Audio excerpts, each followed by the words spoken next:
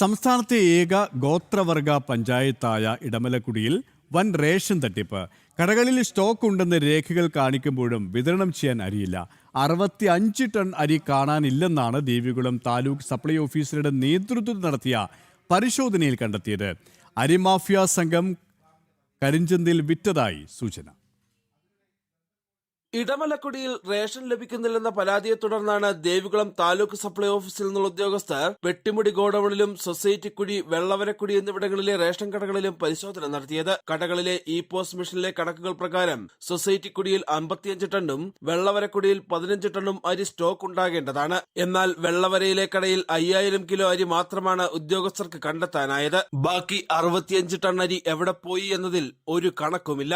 2024 സമാനമായ തട്ടിപ്പ് ഇവിടെ റിപ്പോർട്ട് ചെയ്തിരുന്നു. അന്ന് ഗോഡൌൺ വാച്ച്മാനെ സസ്പെൻഡ് ചെയ്യുകയും സ്റ്റോർ കീപ്പറെ പിരിച്ചുവിടുകയും ചെയ്തു.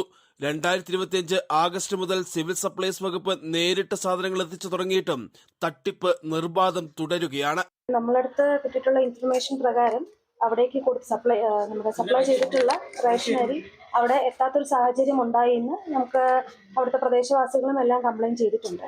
അപ്പോൾ ഇത് സംബന്ധിച്ച് അവരുടെ സപ്ലൈ ഡിപ്പാർട്ട്മെന്റിന്റെ അന്വേഷണം നടക്കുകയാണ്. അതോടൊപ്പം തന്നെ ഒരു കോപ്പറേറ്റീവ് സൊസൈറ്റിയാണ് അതിന്റെ വിതരണം ഏറ്റെടുത്തിരുന്നത്. So joint registrar of cooperative സൊസൈറ്റീസും അതിൽ അന്വേഷണം ആരംഭിച്ചിട്ടുണ്ട്.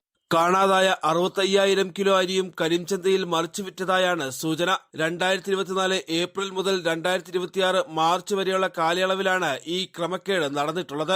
സംഭവത്തിൽ റേഷൻ കടകളുടെ നടത്തിപ്പ് ചുമതലയുള്ള ദേവികുളം ഗിരിജൻ സൊസൈറ്റി എന്ന സഹകരണ സ്ഥാപനമാണ് ഇടമലക്കുടിയിലേക്ക് റേഷൻ എത്തിക്കുന്നത്. റേഷൻ കടകളുടെ നടത്തിപ്പ് ചുമതല ദേവികുളം ഗിരിജൻ സൊസൈറ്റിയിൽ നിന്നും മാറ്റണമെന്ന് താലൂക്ക് സപ്ലൈ ഓഫീസർ ജില്ലാ കളക്ടറോട് ആവശ്യപ്പെട്ടിട്ടുണ്ട്. വനവാസി വിഭാഗത്തിന് ലഭിക്കേണ്ട റേഷൻ വിഹിതം അട്ടിമറിക്കുന്ന ലോബിക്കെതിരെ കർശന നടപടി വേണമെന്ന ആവശ്യവും ശക്തമാകുന്നു. ജനം, ഇടുക്കി.